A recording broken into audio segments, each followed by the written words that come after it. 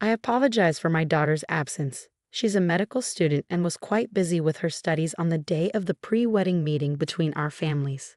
This left an empty seat at the table reserved for the groom's family.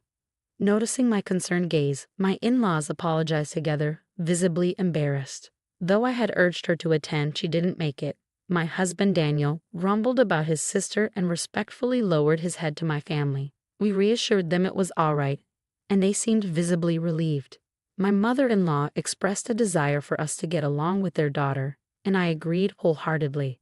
At the time, I didn't overthink the situation as my in-laws and husband had left me with a good impression. I naturally expected my sister-in-law to be the same. My name is Sarah, and I am 33 years old. I recently married my husband 2 months ago, and we plan to hold our wedding ceremony next year. Around the time of the family meeting, my mother fell ill and was hospitalized. So we decided to postpone the ceremony until she fully recovered. My mother had always dreamed of seeing me as a bride, so we decided to enjoy our time as a newly married couple for now, with me focusing on being a full-time housewife. Before I got married, I worked as a doctor at a hospital.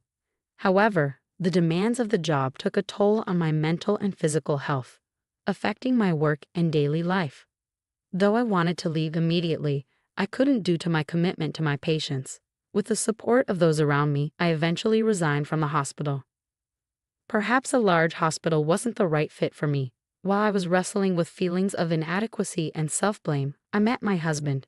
After dating for some time, we got married.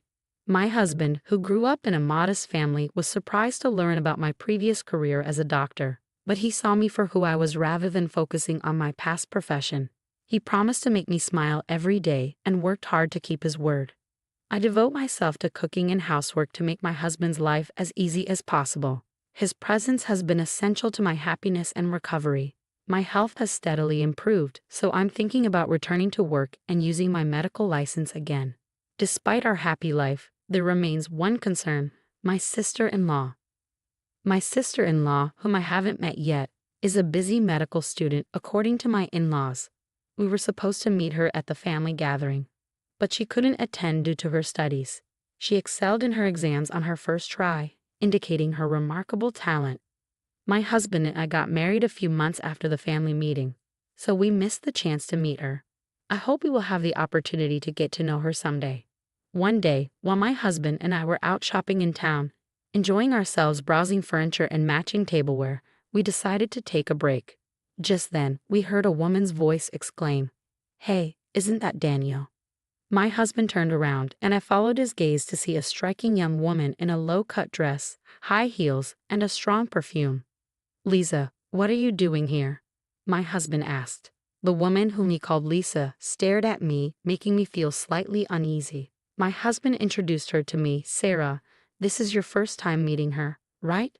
"This is my sister, Lisa." "Oh, so you're Lisa. Nice to meet you. I'm Sarah," I said, politely bowing my head. Though she wasn't what I had imagined, I tried not to judge her by her appearance. As I reflected on this, my sister-in-law laughed mockingly. "Oh right, you're already married. So this is my sister-in-law? My brother is handsome and has a great income, but he married such a plain older woman." "It's a mystery," she said with blatant rudeness. Her remarks during our first meeting took me by surprise. It's true that my husband is 4 years younger than me, attractive, and earns a higher than average income working for a major pharmaceutical company. I can understand how someone who doesn't know us might think we're an odd match. But I was taken aback by her nerve in saying it directly to my face. As I realized my sister-in-law and I might not get along, my husband stepped forward to defend me and scolded her. "Hey, that's incredibly rude. You should greet her properly. You didn't even bother to show up for the family introduction because you put your own convenience first." She responded with a dismissive laugh. I had a group date that day. I was shocked by her explanation, thinking she was busy with school. Sensing that my husband was getting angry and that this could escalate into a fight between siblings, I decided to intervene and keep the peace. "Come on, let's move forward now that we've met today. Let's try to get along from here on out, okay, Lisa?" I said, hoping to diffuse the tension. She shot me a sharp look. "By the way, what do you do for a living?" "I'm going to be a doctor in the future, so don't get too comfortable with me." I was taken aback by her superior attitude. Had I upset her in some way? Her arrogance was quite overt, and she seemed intent on belittling me. I tried to calm my husband, who was on the verge of raising his voice, and answer her calmly. I'm currently a full-time housewife. I used to be, but my sister-in-law cut me off. A full-time housewife is just another way of saying you're jobless. I can't believe my brother is married to someone like you. Are you just leeching off his money? Her disrespect for full-time housewives was infuriating. My cheek twitched at her condescending remarks. Trying to manage the situation with restraint seemed to have backfired. Lisa, stop. Sarah isn't who you think she is, Daniel protested. It's okay, Daniel, I said, soothing my husband. I knew I had to handle this carefully to avoid a confrontation. I quickly grasped the type of person my sister-in-law was. Although she clearly possessed intelligence as evidenced by her academic success, her demeanor left much to be desired. Becoming a doctor is a noble pursuit. It's a challenging path, so please keep working hard, I said with a warm smile. Excuse me, she retorted. A jobless person has nothing to teach me. Also, since I'm still a student, I'm not expected to give my brother a wedding gift. Throughout our conversation, her condescending attitude persisted, and it seemed my husband had grown weary of arguing. He waved her away dismissively. Just leave, he said, as though shooing her away. She protested. I tried to talk to you, and you're so ungrateful. Fine, whatever, I'm busy too. See you. After she left, my husband turned to me and apologized, bowing his head deeply. I'm so sorry about my sister. She was incredibly rude. She used to be more considerate, I swear. I reassured him, it's fine.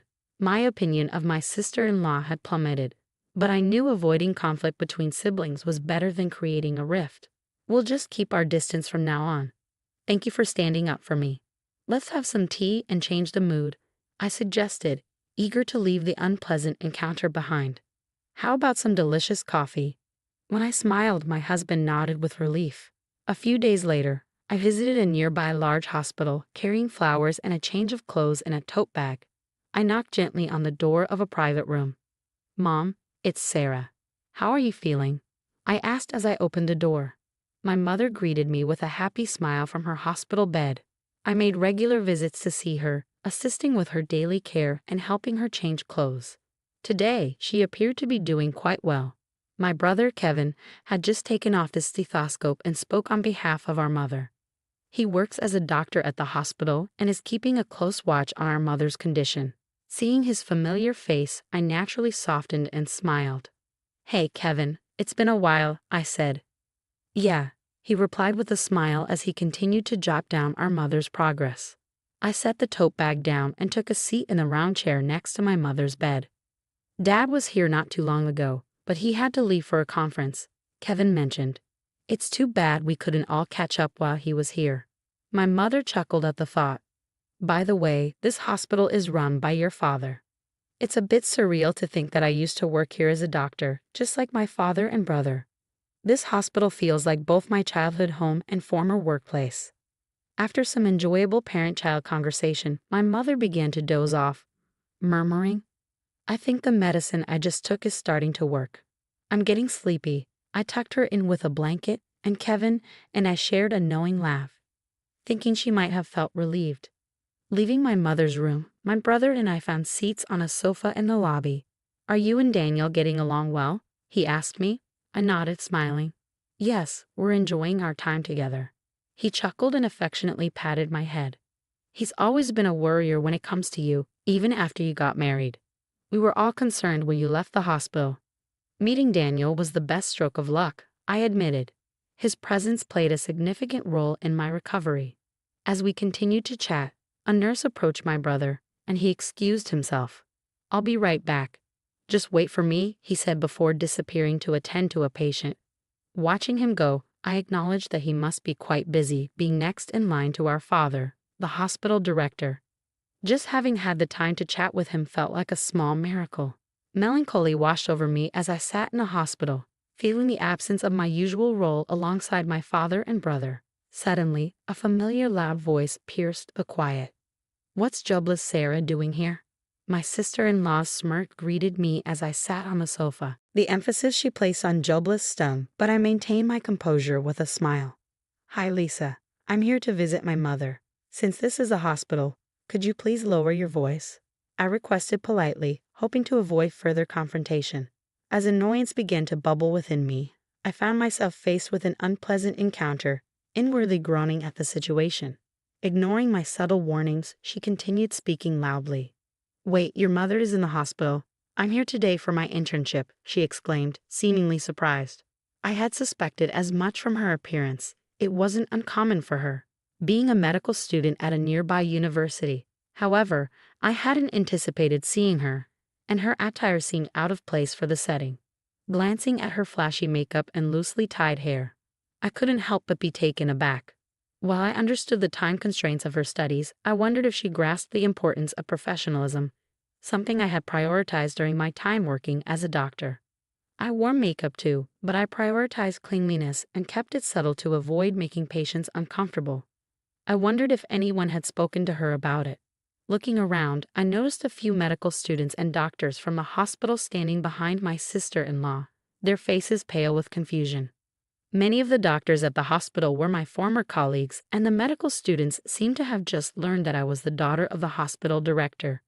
To them, she likely appeared as an audacious medical student being rude to the director's daughter.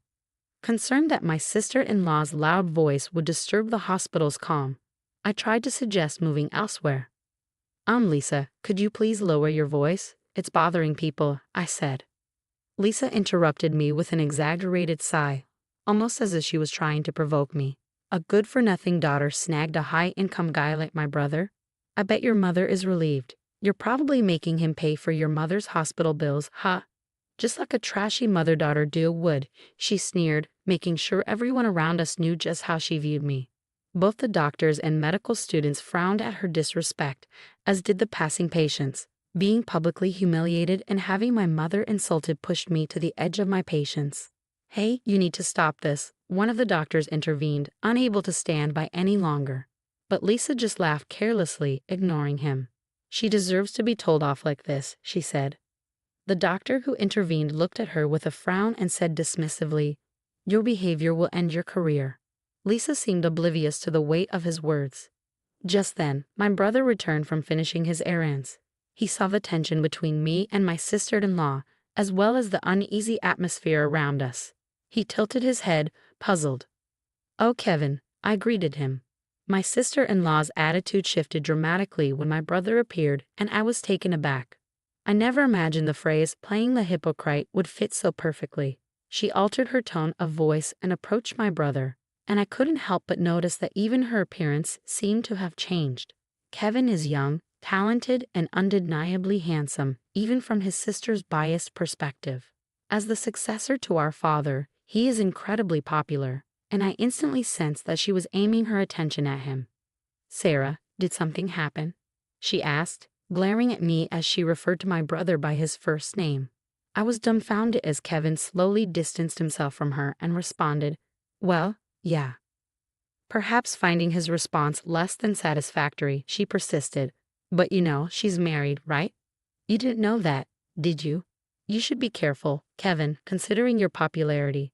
Her nasal, whiny voice grated on my nerves, and it was clear she saw me as a rival for my brother's attention. "I mean, she's my sister, after all," Kevin stated, causing her to freeze in surprise. I struggled to hold back laughter at her shocked expression while she stood there dumbfounded. The doctor who had intervened earlier whispered something to Kevin, likely explaining the situation. My brother's expression quickly turned stern. "Wait, so Sarah is the daughter of the hospital director?" he asked, turning to me for confirmation. I nodded, confirming to his bewildered sister-in-law. "Yes, I'm his daughter. I used to work here as a doctor, but I had to quit due to health issues. Now I'm focusing on recovery and temporarily being a full-time housewife, doing my best with housework." My words left her pale.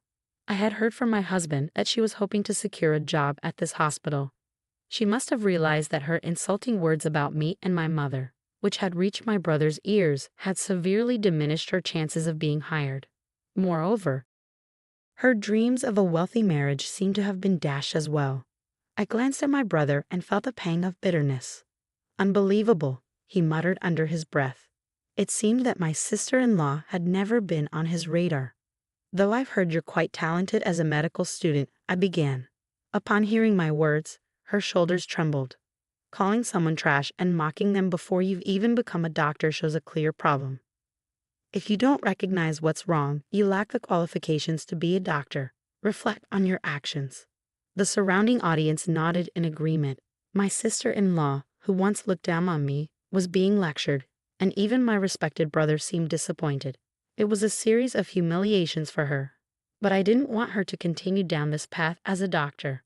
I believe that doctors have a responsibility not only to save lives but also to empathize with their patients.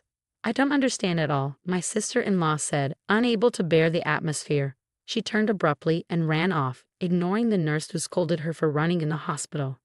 In her haste, she tripped and fell dramatically.